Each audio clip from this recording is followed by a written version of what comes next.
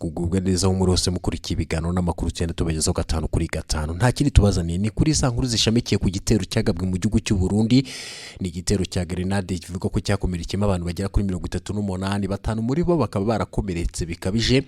Ndetse kuri ubu umuvugizi w'igipolisi cy'u Burundi yaraye agaragarije itangazamakuru bamwe mu bafashwe bakekwa ko baba baragize uruhare mu kuba barateye izo grenade mu baturage bikaza gukomeretsa abaturage bagera kuri 38. Kuri ubu rero twakubwira ko umuvugizi w'igipolisi n'ubundi cy'u Burundi yavuze ko abatera ibyo bisasu batozwa bagahabwa n'ibikoresho n'igihugu cy'u Rwanda, bivuze ko yongeye kwibasira igihugu cy'u Rwanda, ndetse igihugu cy'u Burundi cyongeye kwibasira igihugu cy'u Rwanda nyuma yuko n'ubundi iki gihugu cy'u Burundi cyari cyarashinje igihugu cy'u Rwanda gushyigikira no gufasha umutwe wa Red Tabara urwanya ubutegetsi bw'u Burundi wanagiye unagaba ibitero bitandukanye mu gihugu cy'u Burundi cyagiye binahitana ubuzima bw'abantu. Leta y'u Burundi rero yongeye kwikoma u Rwanda nk'uko twagiye tubigarukaho, ndetse umuvugizi w'igipolisi cy'u Burundi yavuze ko abatozwa nta bandi ni ukuvuga iryo tsinda nyine ry'abatera ibisasu bategurwa ndetse bakanahabwa bakanashyigikirwa na leta y'u Rwanda biciye muri Red Tabara. Gusa kuri ubu u Rwanda rugize icyo ruvuga ku byo leta y'u Burundi yatangaje, cyangwa se ku byo umuvugizi w'igipolisi cy'u Burundi yatangaje. Uti bimeze bite rero? U Rwanda n'ubundi rwakunze guhakana ibirego rwashinjwaga n'igihugu cy'u Burundi by'uko rwaba rufasha rukanashyigikira rukanacumbikira umutwe wa Red Tabara urwanya ubutegetsi bw'u Burundi. Twakubwira ko rero u Rwanda rwagiye rugaragaza ko rwose nta nyungu rwakura mu gukorana n'umutwe uwo ari we wose, ndetse rugaragaza ko nta mutwe n'umwe rukorana nawo.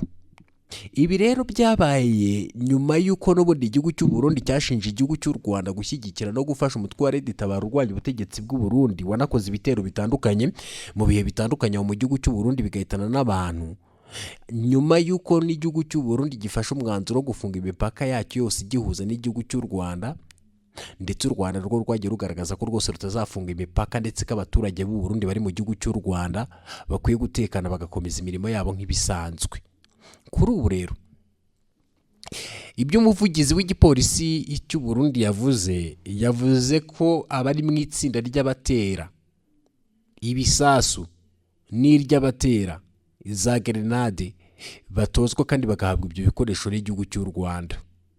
Ibi rero yabigarutseho ubwo yarari mu kiganiro n'itangazamakuru, ndetse yerekana bamwe mu bivugwa ko bakekwa ko baba baragize uruhare muri ibyo bitero. Gusa uyu nta wundi ni umuyobozi wa radio RPA Ruburika. Uyu rero n'ubundi ni Bob Ruburika yagaragaje ko umwe mu bavugwa ko baba baragize uruhare mu gutera ziriya grenade zakomerekeje abantu bagera kuri 38 yahoze ari umusirikare.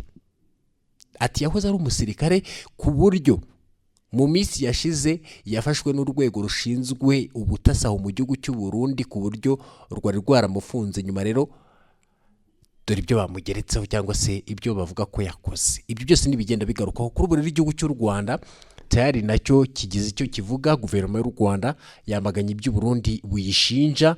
Ni nyuma y'uko abayobozi b'u Burundi batangaje ko grenade zimaze iminsi ziterwa mu Bujumbura, cyangwa se Bujumbura nyine mu murwa mukuru w'ubucuruzi aho mu gihugu cy'u Burundi, zigirwamo uruhare n'abantu boherejwe n'u Rwanda. Guverinoma yarwo rero yasohoye itangazo ribihakana. Hagati aho kandi Red Tabara nayo yamaganye ibyo leta y'u Burundi ivuga. Umutwe wa Red Tabara uwo leta y'u Burundi ishinja gutera ibisasi Bujumbura wamaganye wivuye inyuma ubutegetsi bwa Perezida Evariste Ndayishimiye. Ikaze rero mwe mutari mwakora subscribe, mwayikora mugakora share, ikindi mugatera comment nyine ku biganiro n'amakuru tugenda tubagezaho gatanu kuri gatanu. Nibyo tugiye kuba tugarukaho.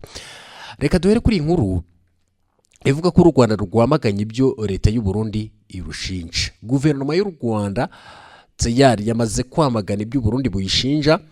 Ni nyuma y'uko abayobozi b'u Burundi batangaje ko grenade zimaze iminsi ziterwa i Bujumbura zirigirwamo uruhare n'abantu boherejwe n'u Rwanda, ndetse guverinoma y'u Rwanda yasohoye itangazo ribihakana. Ni itangazo rigufa ariko mu magambo yumvikana risaba guverinoma y'u Burundi kutazana n'u Rwanda mu bibazo bibureba ubwabwo, ndetse rivuga ko hari ibintu bigaragara ko bitagenda neza mu Burundi kandi ko ibyo bintu ntaho bihuriye n'igihugu cy'u Rwanda. Muri kimwe mu bika rero bigize iryo tangazo hari aho bagira bati u Burundi bufitanye ikibazo n'u Rwanda ariko u Rwanda nta kibazo rufitanye n'u Burundi. Turasaba u Burundi ko bwakwemera ibibazo bibureba butinjije mu gihugu cy'u Rwanda. Kuva ibitero rero byari ditabara n'ubundi byagabwa mu Burundi, ababigabye baturutse muri Repubulika Iharanira Demokarasi ya Kongo, ariko Burundi bwavuze ko ababikora bari koherezwa cyangwa se boherejwe ndetse banashyigikirwa n'u Rwanda kubera ko ngo banacumbikiwe n'u Rwanda bagahabwa n'ibikoresho n'u Rwanda, nubwo u Rwanda rwagiye rubihakana. Ntibyatinze rero bwahise bufunga imipaka yose ihuza igihugu cy'u Rwanda n'igihugu cy'u Burundi, buvuga ko ibyo u Rwanda bukora biri gukurura urwango rurambye hagati y'abaturage b'ibihumbi n'ibihumbi cyangwa se ibihugu byombi. U Rwanda ruvuga ko rero ntaho ruhuriye n'ibyo bitero byagabwe na Tabara cyangwa se byagabwe n'undi uwo ari we wese. Hagati aho twakubwira rero ko Tabara nayo yagize ikitangaza ku byo leta y'u Burundi yayitangaje, ivuga ko byaba yaragizemo uruhare, ndetse twakubwira ko nyine Tabara, umutware Tabara uwo leta y'u Burundi ishinja gutera ibisasi Bujumbura, wamaganye wivuye inyuma ubutegetsi bwa Perezida Evariste Ndayishimiye. Ni ibikubiye mu itangazo Tabara yarayishize hanze mu ijoro ryakeye rishyira kuri uyu cyumweru tariki 12 z'ukwezi kwa gatanu 2024. Iri tangazo Tabara rero irisohoye nyuma y'uko leta y'u Burundi binyuze ku muvugizi w'igipolisi Pierre Nkurikiye ashinje uwo mutwe kuba ari wo wateye ibisasi Bujumbura ku murwa mukuru w'ubukungu bw'iki gihugu cy'u Burundi. Uyu muvugizi rero yanavuze ko iryo terwa ry'ibisasu ryasize rikomerekeyemo abantu bagera kuri 38, ariko 5 muri bo bakaba barakomeretse bikabije. Ibi bisasu rero byatewe mu bice bitandukanye byo mu mujyi wa Bujumbura hagana ku isaha z'isa moya n'indi minota mike kuri uyu wa gatanu tariki 10 z'ukwezi kwa gatanu 2024. Mu itangazo rero ryashyizwe hanze n'ubuyobozi bw'umutwe wa Tabara, rikaba riteweho umukono n'umuvugizi wayo Patrick Nahimana, rihakana ryivuye inyuma ibyo leta y'u Burundi bushinja. Rigira riti Tabara irahakana yivuye inyuma ibyo leta y'u Burundi yishinja kugira uruhare mu itegurwa ry'ibisasu. Nta munsi n'umwe umutwe wa Tabara uzigera ubangamira inzira karengane z'abasivile. Iri tangazo rikomeza rigira riti ubutegetsi bw'u Burundi bwari bukwiye kwitaho ibibazo bikomeye bibangamiye iki gihugu aho kwitoza gusamaza abantu. Bavuga ko rero bagiye gukora iperereza kandi bazi neza ko aribo bakoze ibibi. Tabara rero yihanganishije imiryango yagizweho ingaruka z'ibyo bitero. Ibyo bivuzwe rero na Tabara mu gihe n'abatavuga rumwe n'ubutegetsi bw'u Burundi bakomeje kugaragaza ko ibitero bya grenade byagabwe i Bujumbura ari ikinamico leta y'icyo gihugu irimo gukinaho ngo baba bashaka n'ubundi kurangaza ibihugu by'amahanga n'abaturage. Ni muri iki gihugu cy'u Burundi rero kirimo ubukene bwinshi ku rwego rutigeze rubaho n'ikindi gihe, harimo ko gikennye lisansi cyangwa se igitoro. Ikindi nuko amagambo akunze gutangazwa na Perezida Evariste Ndayishimiye nayo abangamira benshi muri iki gihugu, ndetse ko hari n'abatishimiye ifungwa rya Guillaume Bunyoni wahoze ari minisitiri w'intebe, bakaba rero bifuza ko kotsa igitutu leta yabo nk'uko byagiye bitangazwa. Hagati aho rero twakubwira ko n'ubundi ibintu bikomeza kuba bibi cyane n'ubundi mu burasirazuba bwa Repubulika Iharanira Demokarasi ya Kongo, kuko byibuze 6 nibo bapfuye baguye mu nkambi ya Rusayo iherereye mu ntara ya Kivu y'Amajyaruguru.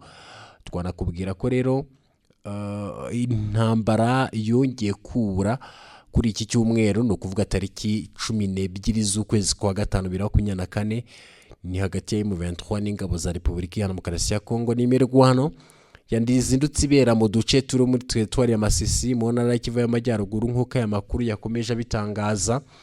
Abo muri ibyo bice rero bavuze ko intambara ko yabereye neza mu duce tubiri duherereye muri sheferi ya Bashari, agace ka Kivuye ndetse na Mapati ho mu nkengero zaho. Nk'uko rero amakuru bivuga nuko ibi bitero byagabwe n'ihuriro ry'ingabo zirwana ku ruhande rwa leta ya Kinshasa, bikabwa ahari abaturage benshi ndetse no ku birindiro bya M23.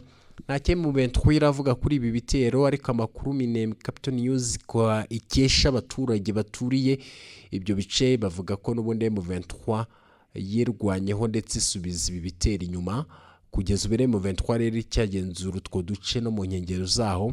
Iyi mirwano ribaye mu gihe n'ubundi kuri uyu wa gatandatu wagaragayemo ituze mu bice byari bikunze kuberamo urugamba nka za Karuba, Mushaki n'ahandi mu bindi bice byo muri teritwari ya Masisi aho muri Repubulika Iharanira Demokarasi ya Kongo.